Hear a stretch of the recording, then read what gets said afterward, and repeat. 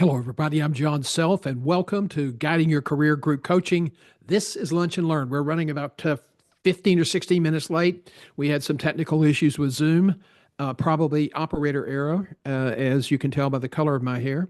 And so we're delighted you're with us today. We have an important presentation lined up. A lot of times people go into interviews and they answer the questions they're asked, and they leave so much energy, so much information, so much value on the table. And what we're going to show today is to help you understand how to avoid that problem.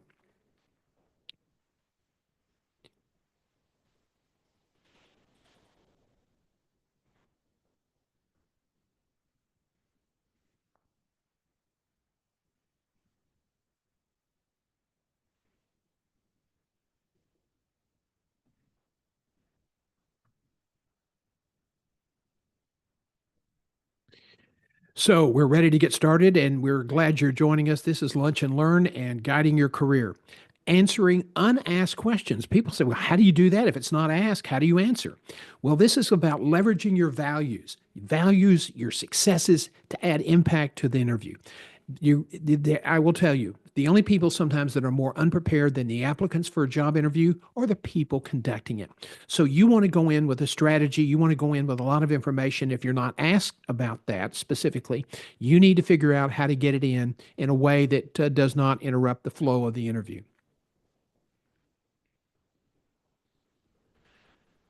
You know, the long-term outlook for executive hiring is going to remain depressed, and there's going to be a lot of political and a lot of political issues involved.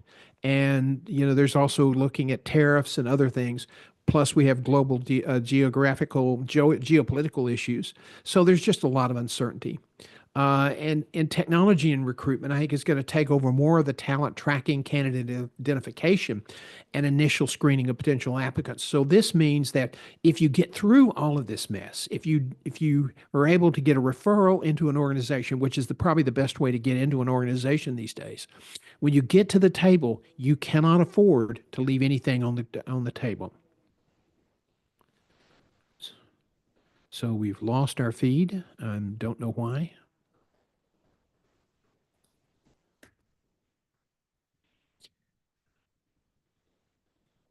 And finally, getting to the interview table will become more challenging, as I said, as more applicants compete for fewer jobs. Now, to advance, applicants must excel. And if you don't excel, you are going to be dropped off. Average or good is no longer good enough. You have to really be on the top of your game, close to being elite. So we're delighted you're with us today, developing your plan in our agenda. And so we want to share with you some important items. Our agenda today: developing your interview plan. Number two, identifying your messaging themes. They're not always going to be the same in every interview. So you want to do those things very much so. Be prepared in advance. We've come up with something called the core and categorical worksheet, and we hope that you'll use that in preparing. If you do, it's going to allow you to be better prepared, to be more confident, to be more self-aware, and to do a better job in the interview. And finally, we're going to talk about how important it is to have a closing statement. Now, in developing your plan, it really has to be built around these four principles. Number one, you have to understand what the employer is looking for. They're, what kind of person, what kind of values, and what kind of results are they looking for? You can't just assume that. A lot of people take jobs, they go in an interview, they're impress everybody, they get a job offer, and they really don't understand why, what the employer really wants them to do. And that's why there's so many researches that end up in failure at 18 months into the process. 40% of everybody that's hired from the outside gets fired within 18 months because they didn't understand what really was involved, what the client, or I call them clients, what the employer was really looking for. So you have to understand that. To get to that point, you have to conduct research regarding related issues that really aren't and may not be put into the job summary. If the hospital is financially struggling, they're not going to put that in the job summary because they're afraid they're going to run off people. Now, even though that's probably the least embarrassing time for you to know what's happening in the hospital, they're not going to tell you a lot of stuff. So you have to do your research, and you have to do it very, very effectively. Now, the other thing, when you do the research, don't try to come in there and be this big, powerful, I've got all this inside information. That's a big mistake. Use the information you get in research to listen with the, you don't want to, let me put it this way. You don't really want to try to impress them with the facts because you may not understand the facts correctly. What you want to do is impress them with understanding. I don't know, you guys are probably like a lot of other hospitals in this state where they're having and then list some of the problems this organization may be having. You don't have to say you're having these problems and I can fix them. You want to impress them with your understanding of the marketplace, not with specific facts. Because if you say something that's maybe a misunderstanding, they will essentially rule you out. And number two, people don't want to hear that somebody from the outside knows their problems. And so you want to impress them with your understanding that everybody's facing significant challenges. And then as you close out your preparation, you want to select 4 relevant strengths to emphasize throughout the interview. Now, when you talk about research tools for an interview, one of the things that's either going to be directly come up in a question or it's going to need to be addressed indirectly is your big career. Why are you doing what you do?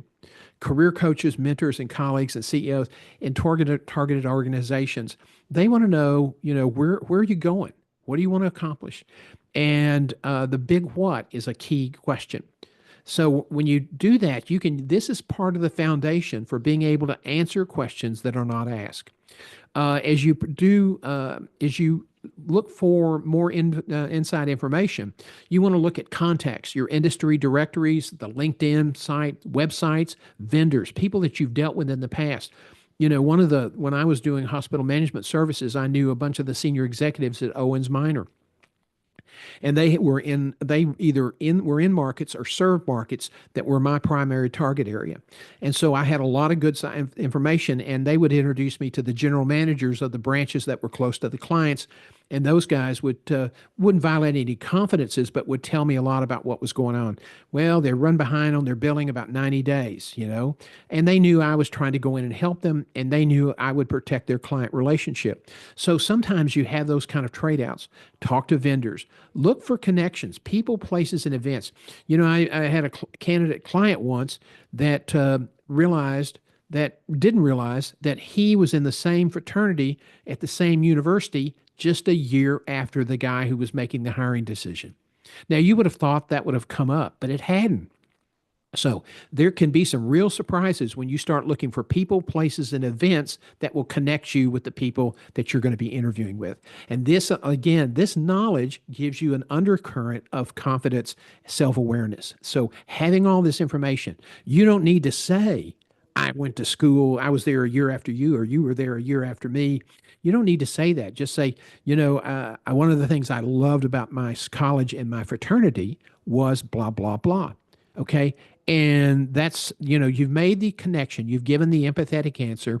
You've given them understanding, but you haven't said, yeah, and you went to that fraternity too. Sometimes being very specific can take the edge off the impression. So you work on impression, working on being impressive to someone, to impress them with your understanding and not just facts.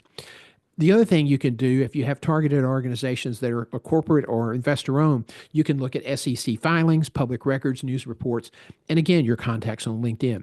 And that gives you indication of what their executive salaries are like. It also will give you, it may be 2-year-old information, but it gives you the 990 reports for these not-for-profit organizations.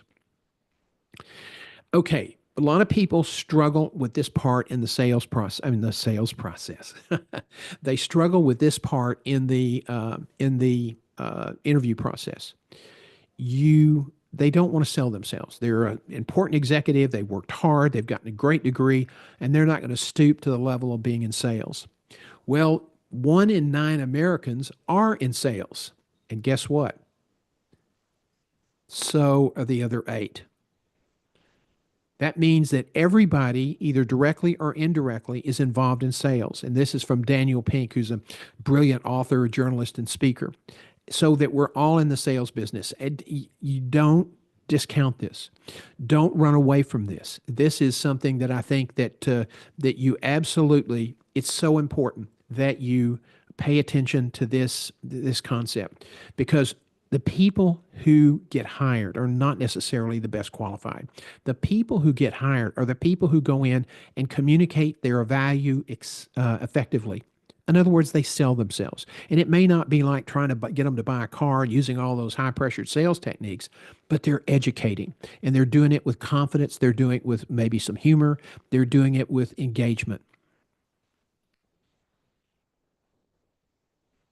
Practice makes perfect. So when you are thinking about interviewing, one of the things you need to put on your checklist is time to do practice sessions. Okay.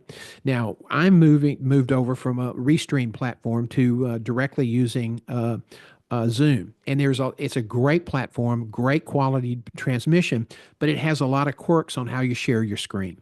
And so that was one of the problems today. I kept getting dual volume from the Restream from the actual program on the computer and the one that was going out. And so it was very difficult to hear. So that was the reason for the delay.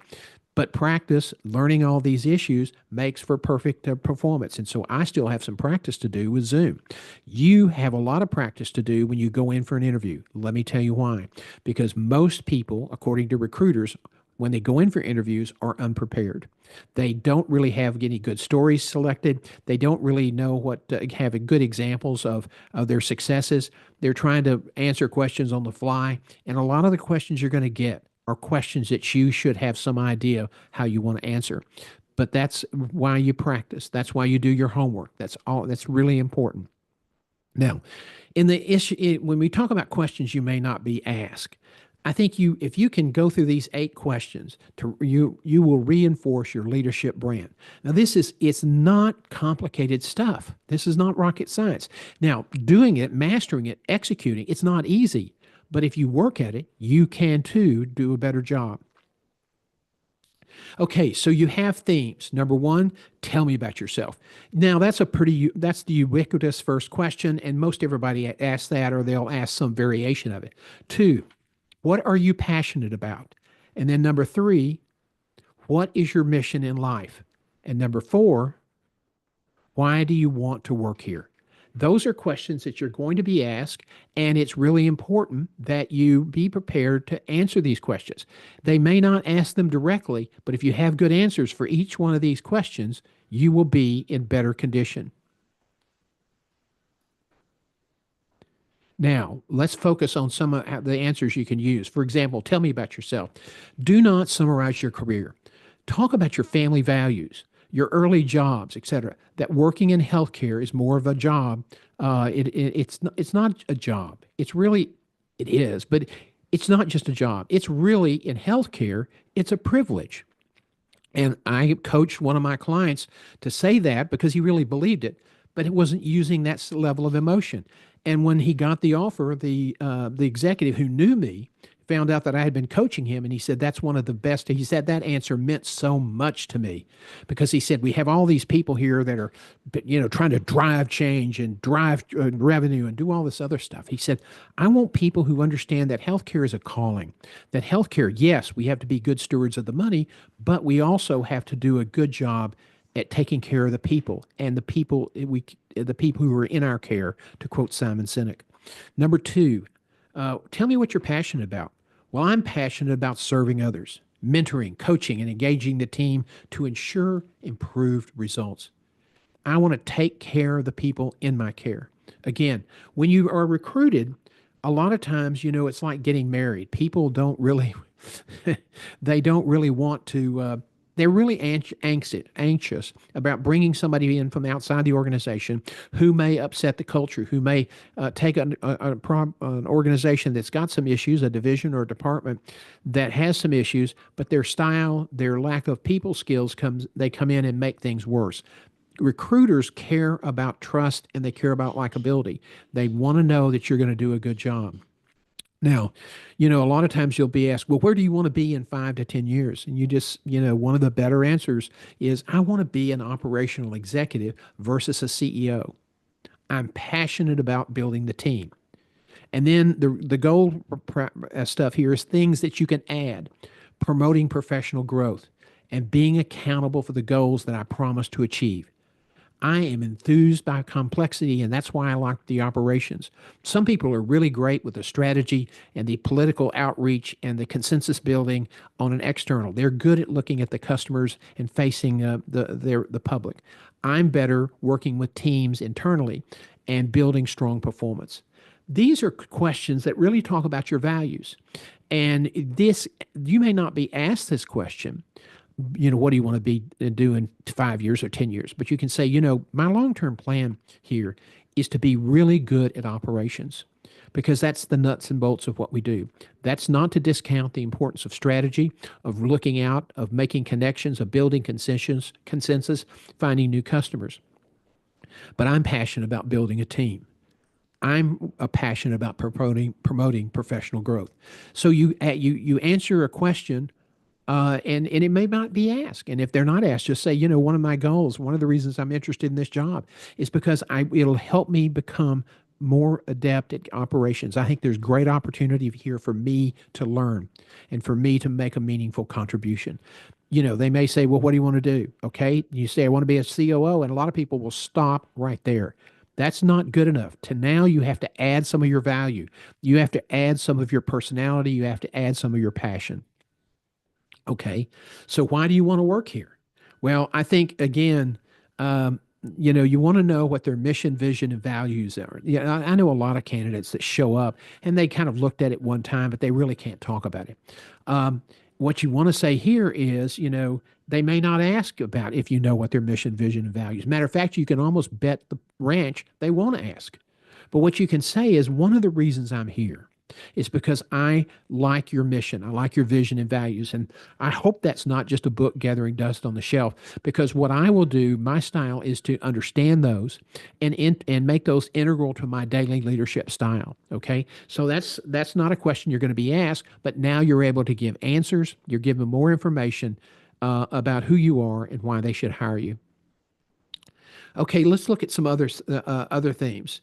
Tell me about your early life. Okay. Secondly, what is your leadership style? Third, ultimately, where do you want to be? And four, how do you deal with problems? Now, you'll get some of these questions and perhaps not as direct. And so what you have to do again is really think about how you can take what they're asking and then sell more of yourself. The answer may be 20% of something 20% of your thoughts on a certain issue. Give them more, wrap it into who you are, your values, what they can expect from you, because this is all about building trust and confidence. Now, you want to be succinct. And my father was a successful retail baker. He ran the go-to shop in East Texas. And one of the lessons he gave me was do the right thing even when no one is looking.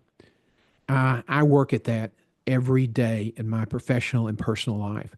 So, that's a story about early life. Now, what you're doing is bridging that to assure that interviewer or that hiring manager that you are the kind of guy that they can trust and like. So that's important to work that in. Number two, what is your leadership style? Well, let me tell you, one of the biggest irritants that a lot of recruiters have is, well, I'm a servant leader. And half the people don't even know what that really, really means. And so I gave some advice to a client. It worked very, very well. He said, meeting expectations is my contribution to the organization and to our customers. My leadership style, I do not drive results. I work to inspire results within a culture of sustained superior performance.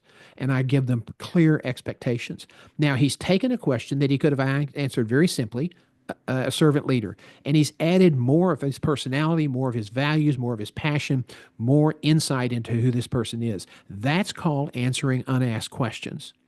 Three, ultimately, where do you want to be? Well, my talents lie in operations rather than strategy, vision, and external relationships. I know the importance of those things and I can do those things. But if you ask me to choose where I'm stronger, I would say my talents lie in operations. Now, professionally, eventually I'd like to become a COO. One of the reasons I like this organization, besides our values, your values and how they align with mine, but I see this as a great opportunity to build some experience as an operator.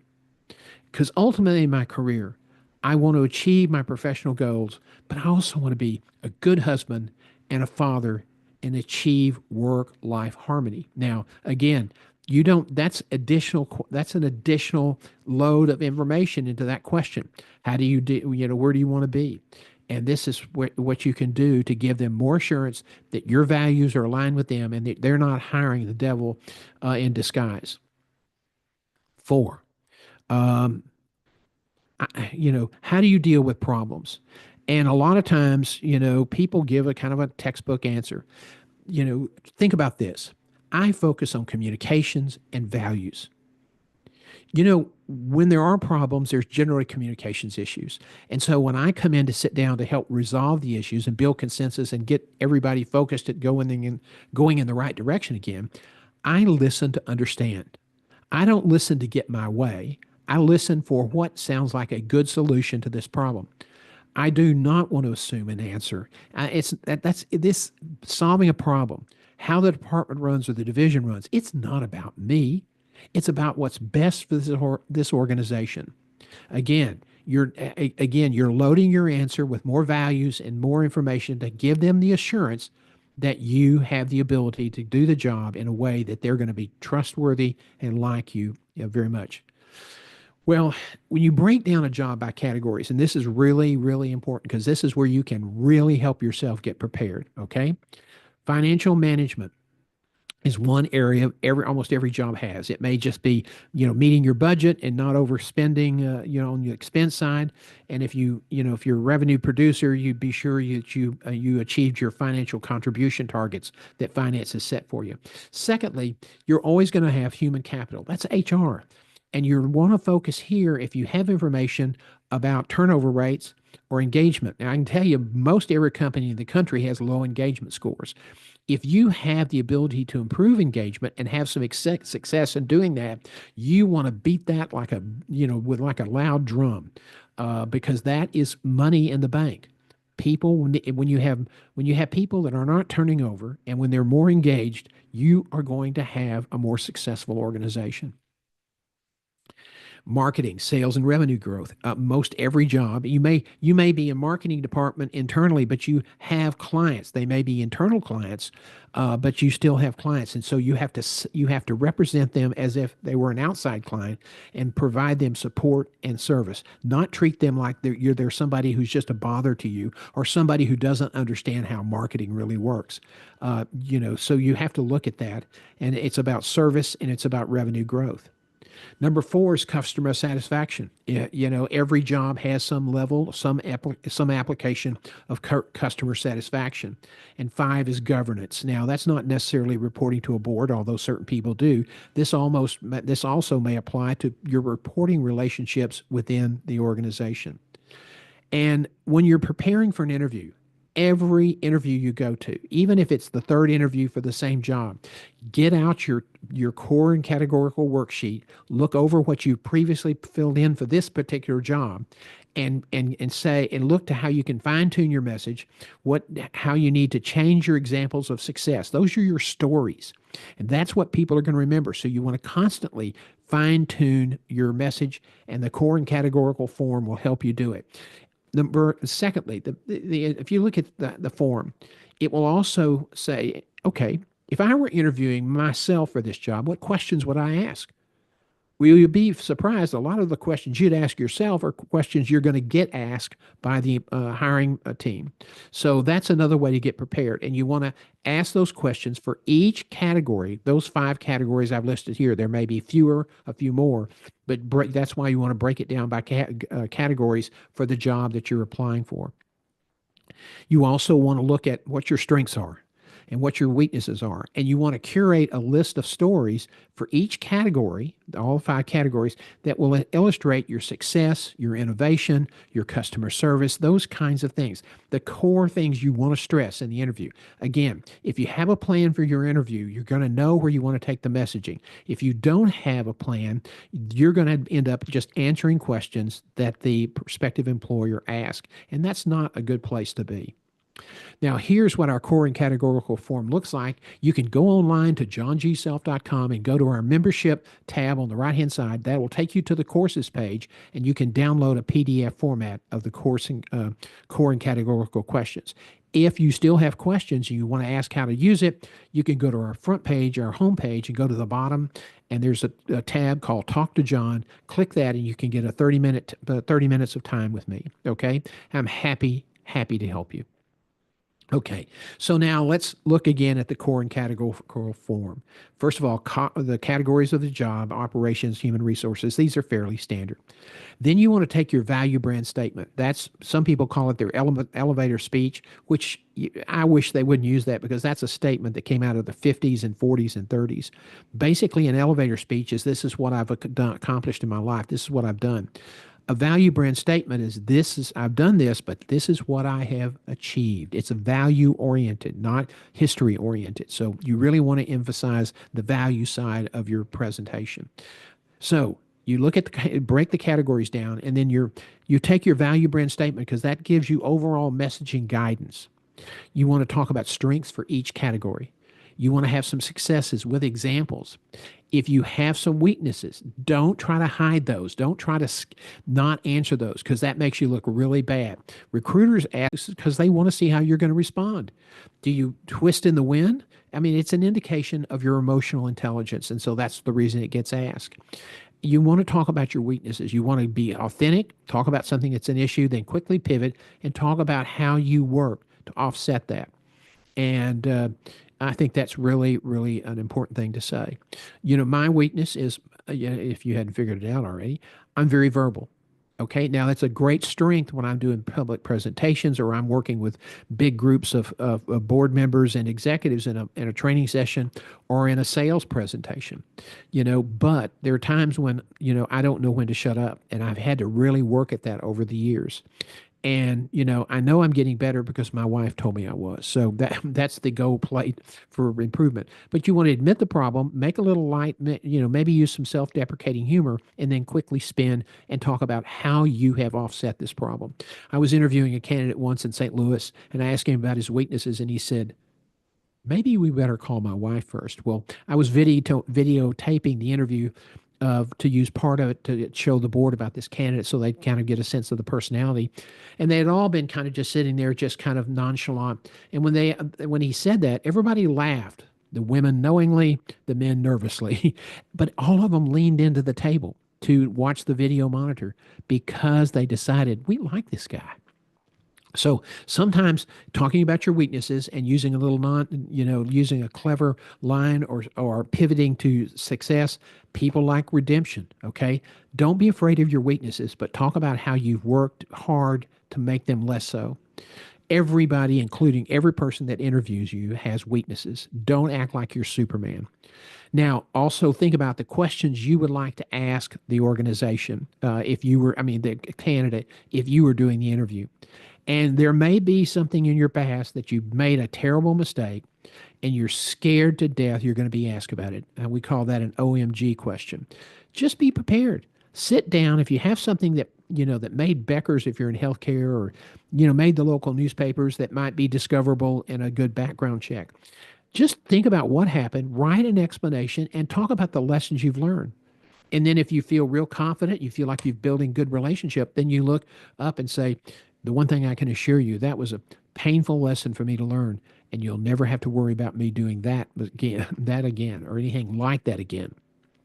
Now, when we talk about stories are important. Your facts and figures, before and after results, the metrics, as they say, those are really important. But if you don't wrap them in a memorable narrative, people will forget them. That's what's important. Metrics, your successes, the data, it's important. But if you don't wrap them in a good narrative, they won't be remembered. So you want to look at your examples of your success and think about, are they relevant to the client? You want to connect them to your VBS, your value brand statement, your value proposition. And again, you want to rehearse, rehearse, and rehearse. You pull all this information together, And we offer mock interviews, and you can buy one mock interview, and I will give you the feedback that you always complain you don't get from other recruiters. I'll give it to you in spades. So if you have an interest, go to our website. You can get information on the membership button. We also do a 8-week master class in interviewing skills that I highly recommend because it will absolutely take you to the next level. Now, a lot of people, they don't want to talk about closing. And one of the problems I'll tell you that a lot of young salesmen have is they go in, they're really prepared, they've done their homework, and they make the presentation about the product, and then they don't ask for the sale. It's sort of a lost deal. So you don't want to go in like a used car salesman. That's not what we're talking about here. We want to go in and use interviewing as a chance to answer and ask questions and then listening. It's answering, asking, and listening. So somebody may say something and you kind of want a little bit more knowledge. Tell me how you guys are dealing with this. So interviewing shouldn't be just a one way, them asking questions and you giving them answers. You should be involved in the exchange as well, because everything you learn from them will only help you in formulating a closing statement that you want the job. Now, using direct research indirectly, and that means understand what's happening there, but don't try to give them a bunch of facts and figures to impress them that you know everything, because that information may be out of date. But you can say, if you know they have a problem paying their bills, or if a vendor has shared that with you, or if they've had some turnover in this area and they've shared that. A lot of hospitals today are dealing with accounts payable issues because their revenues been challenged, or whatever you want to say. And then you talk about other issues. If accounts, talk about your success in solving accounts receivable issues. But don't talk about their specific problems, because if it's wrong or they're offended by you knowing it, that just doesn't really help you at all. But if you are going to talk about a specific challenge with a specific metric reference, you want to be 1000% certain that that is right and current information and that you're understanding it correctly. Okay?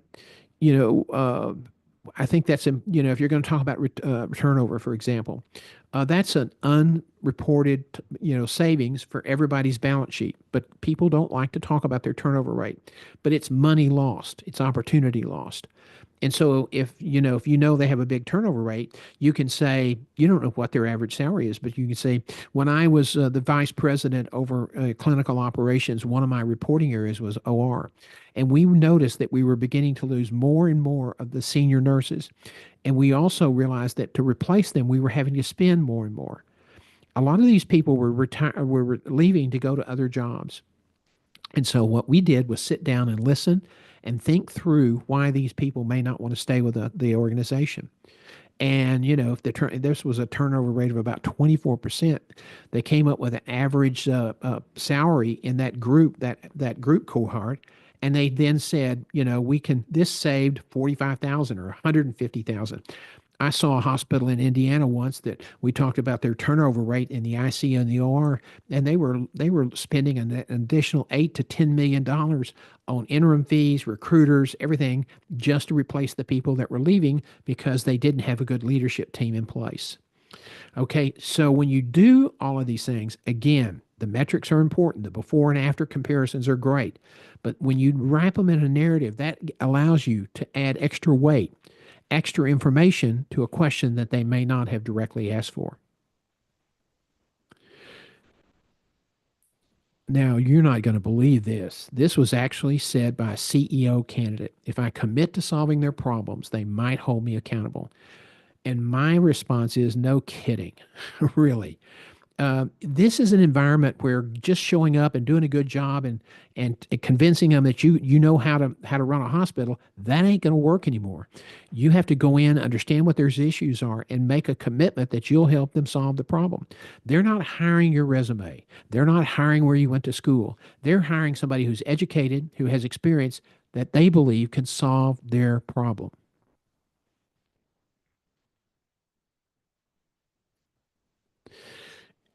George Clooney was very famous for an interview he gave on one of the shows that interviews actors and behind the scenes. And he used to struggle with auditions. He was from Hollywood royalty. Everybody knew his mother and father, his aunt, Rosemary Clooney. This was a big deal, but he was having trouble getting jobs. And he said, every time you go to an auction, you're gambling with house money. Okay. He said, when you walk in the door, you don't have a job. That's why you're there. You want to get a job. And to the minute you walk out, if you don't have a job, nothing's different. Okay. And that's what that puts a lot of people off. They go in, if they lose the job, they feel like they've lost. Well, zero interviewing is a zero sum game, but how you need to change the construct, change your mindset. The only difference between is that you get the job. Okay. When you go in an interview, between that times you lose and the times you win, the only difference is you got the job. That's it, period. Now, if you think of it that way, then you'll take all the pressure and go in. You'll go in feeling much better.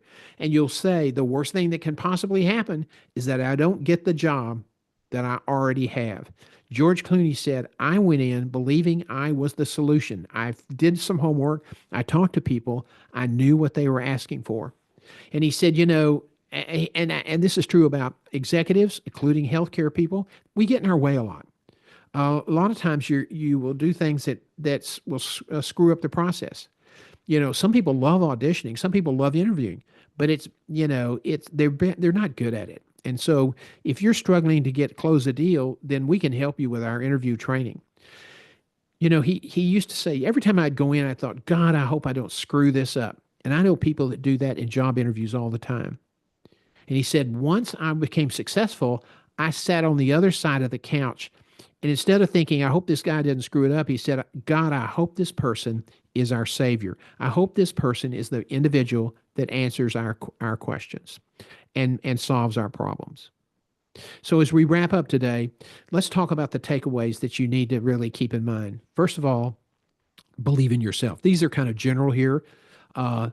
Take action, the 5-second rule. If there's something you don't like to do, prep, rehearse, whatever. When you kind of think about it, give yourself 5 seconds to start moving. Because guess what? If you're not moving in 5 seconds, if you're not taking action in 5 seconds, you will absolutely not do it. And so that's something that you need to consider.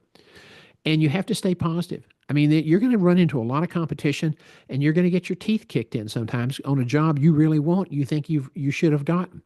But you have to stay positive, and you have to sit down, think critically, what could I have done better? How could I have added value, added information they didn't directly ask me about? How could I have worked that in, because that might have made a big difference? Understand what the problem the employer is having. It's not necessarily to replace somebody who's left. There's generally issues that are involved in the employment process. Even if they weren't critical, the CEO almost always has some opinion of how that the organization could run better. So understand what the issues are so that you can talk about. A lot of hospitals have these issues. Here's how I think about approaching those. Okay, it doesn't say this is your organization. He's sharing understanding. Okay, again, the final one is use the core and categorical form, because it will make a huge difference. And the reason you got to go to all this work, okay, and I know it's a lot of work, gone are the days when we hope for the best and that usually was good enough. Well, those days are gone, baby, gone. You have to create a closing statement to tell somebody why you want the job. You have to create a closing statement to give them the reassurances that you're likable and that you're trustworthy. And you have to have that closing statement to wind up all of those things that you've gotten across in terms of values, successes, and ideas that they didn't ask you about, but you worked them in through answering unasked questions. I hope you'll join me Thursday at 4 p.m. on YouTube for Office Hours, which is our second group coaching session this week. We'll be launching the topic or announcing the topic later this afternoon, but I hope that you'll join us here on YouTube Thursday at 4 p.m. Central Time. And finally, I hope you'll also look at our Substack newsletter, information and insight to help you advance your management career. It's at johngself.substack.com. It's called Guiding Your Career Report. And when you become a member in our organization, you get a free subscription to Substack, and we cover a wide variety of issues that really reflect on your career, from politics to economic conditions to the just the processes that are changing in how people look for jobs. So I really want to thank you all for joining us today, and we look forward to seeing you on Thursday for lunch for office. Cheers, everybody, and we look forward to seeing you soon.